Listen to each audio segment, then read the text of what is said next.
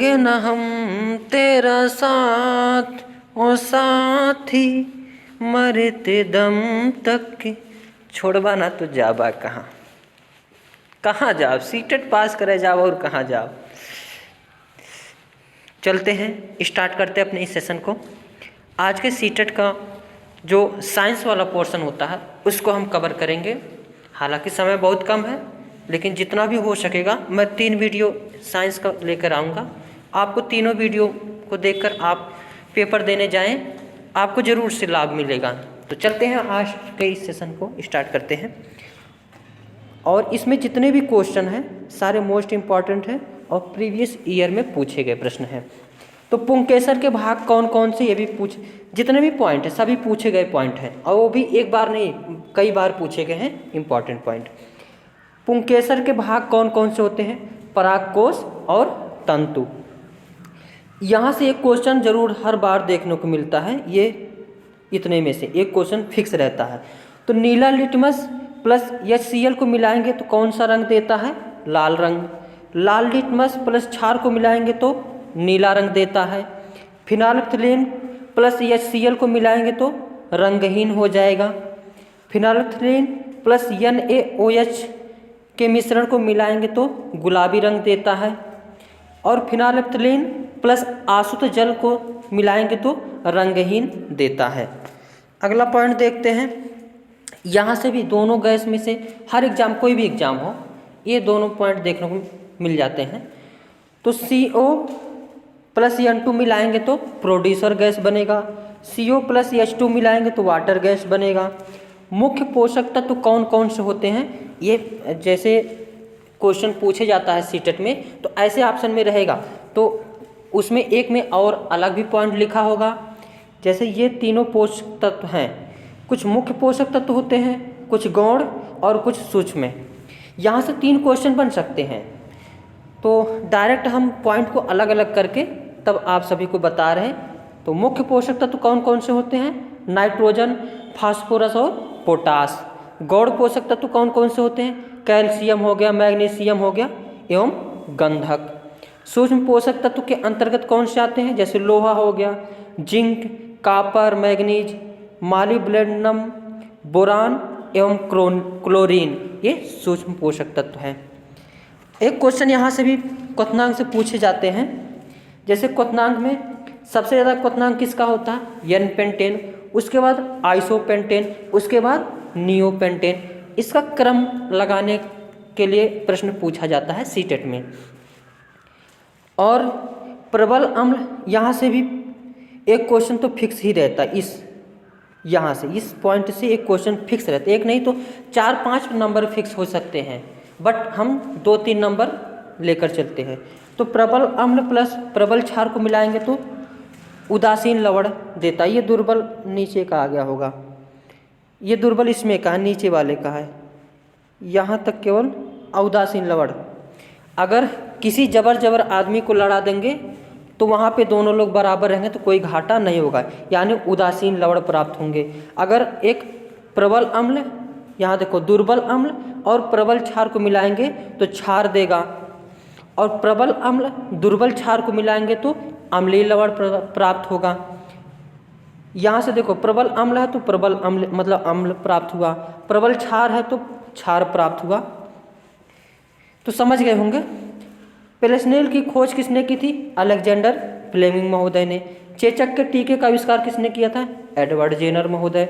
Rabies के टीके का लुई पास्चर। एंथ्रेक्स जीवाणु के रॉबर्ट कोच। इंसुलिन की खोज एफ बेंटिंग महोदय ने किया है।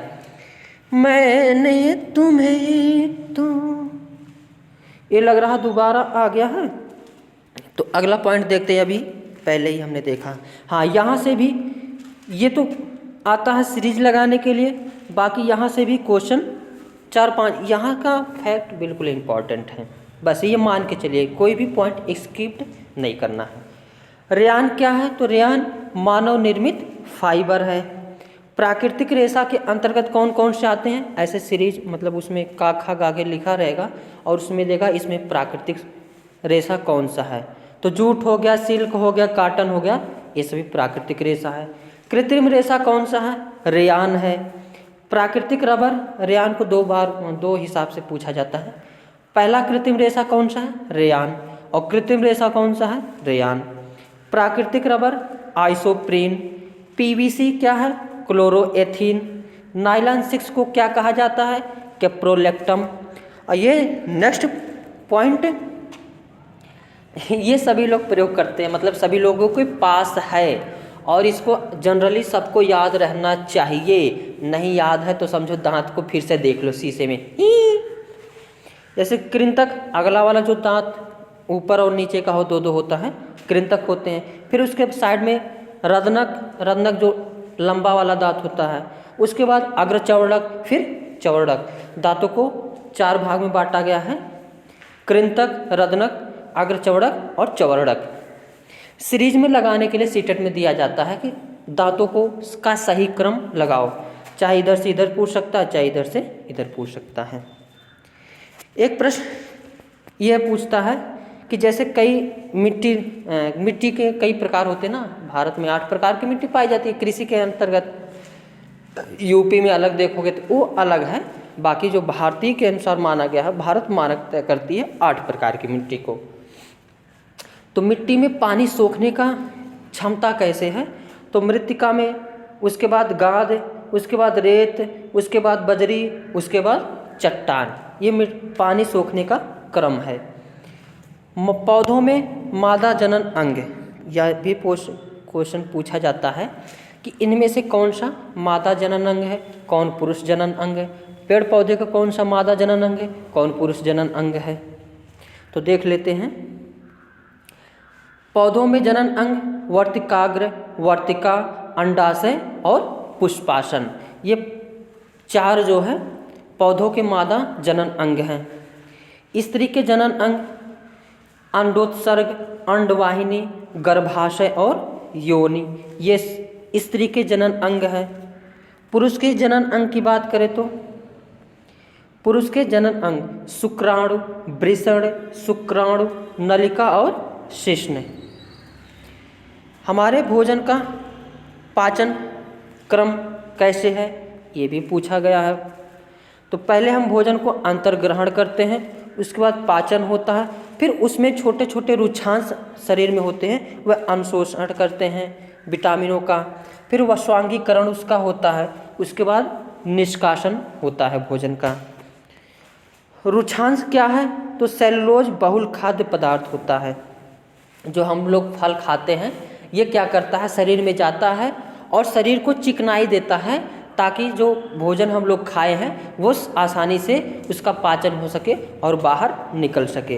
एक क्वेश्चन पूछा जाता था है, लाला रस क्या है? तो मंड को शर्करा में परिवर्तित करता है लाला रस। और एक प्रश्न पूछा जाता है कि इनमें से कौन सा जो है पाचन करता है, कौन सा पाचन नहीं करता है। तो ग्रसिका, बृहद्रांत और मलाशय ये पाचन क्रिया में भाग नहीं लेती, यानी यह पाचन नहीं करती हैं। उसके बाद एक क्वेश्चन यहाँ से भी पूछे जाते हैं, जो बच्चे का जन्म होता है उसका क्रम, यानी जब स्त्री और पुरुष मिलते हैं तो किस प्रकार से बच्चे का जन्म होता है या बच्चे का निर्माण होता है। तो पहले युग्मक होता है, फिर दोनों में निषेचन होता है, स्त्री और पुरुष का अलग हुआ, फिर मिले, फिर क्या हुआ, निषेचन हुआ, उसके बाद युग्मनज का निर्माण हुआ, फिर उसके बाद भ्रूण जो है पेट में जो गर्भाशय होता है उसमें भ्रूण का निर्माण होता है। और हमारे भोजन पाचन क्रम पूछ लिया जाता है, सीरीज में लगाने के लिए दे दिया जाता है। तो पहले अंतर्ग्रहण, फिर पाचन, ये तो अभी हम सेशन देख चुके। अगला पॉइंट देखते हैं। ये क्वेश्चन पूछा गया है और इसको मिलान करके दिया था कि सही मिलान करो। तो पेशी क्या है? तो सिकुड़कर और शिथिल होकर शरीर को गति में यानी गति करने में सहायता प्रदान करती हैं, ये पेशी का काम है। अस्थि शरीर को कठोर संरचना है, यानी अगर हम कंकाल अस्थि है इसीलिए हम खड़े हैं, नहीं तो क्यों बैठ जाते। उपास्थि क्या है? तो कंकाल का वह भाग जिसे झुकाया जा सकता है, जैसे कान की हड्डी है, इसमें उपास्थि पाई जाती है, इसीलिए हम कान की हड्डी को चाहे जैसे चाहे जिधर भी मोड़ सकते हैं। पसली पिंजर क्या है? जो आगे जो अगला भाग जहाँ पे स्तन है, तो स्तन के नीचे जो हड्डीनुमा संरचना पाई जाती है उसी को हम पसली पिंजर कहते हैं, यानी सीना, छाती, चेस्ट, इसी को क्या कहते हैं। तो वक्ष की अस्थि और मेरुदंड को मोड़कर बक्से की जैसी जो रचना है उसी को हम क्या कहते हैं, पसली पिंजर कहते हैं। यहाँ से भी एक क्वेश्चन पूछा गया था, आसवन क्या है, निस्यंदन क्या है, निस्तारण क्या है। तो आसवन क्या है, यानी किसी मिश्रित में द्रव में अवयव को अगर वाष्पन क्रिया द्वारा अलग किया जाए तो वह आसवन कहलाता है। और निस्यंदन क्या है, तो किसी द्रव में आविलेट ठोस अशुद्धि को फिल्टर पेपर की सहायता से पृथक करने की विधि को हम क्या कहते हैं, निस्यंदन कहते हैं। निस्तारण क्या है, तो जल की तलहटी में जमे अवसादी मिश्रण को, जैसे बाल्टी है इसमें नीचे ठोस पदार्थ बैठे हैं और पानी, जैसे मिट्टी तालाब में अगर गंदा पानी है थोड़ी देर के अगर साफ ऐसे छोड़ दोगे तो मिट्टी नीचे बैठ जाएगी। तो यहाँ नीचे जो मिट्टी बैठ गई है आराम से अगर पानी को ऐसे उड़ेल देते हैं और मिट्टी नीचे बैठी बैठी रहती है, उसी को हम क्या कहते हैं, निस्तारण कहते हैं। तो आज की इस सेशन में बस इतना ही। सेशन अच्छा लगे तो लाइक शेयर कमेंट करना ना भूलें। इसके बाद मैं साइंस की 2 और क्लास लाऊंगा जो सीटेट एग्ज़ाम के लिए क्लियर रहेगा। इसके पहले मैं मैथ पेडागॉजी की भी 2 वीडियो बना चुका हूँ, उसको आप देख लेना जो इम्पोर्टेंट है, और अभी मैथ का एक और बनाना है। तो थैंक यू फॉर वॉचिंग दोस्तों।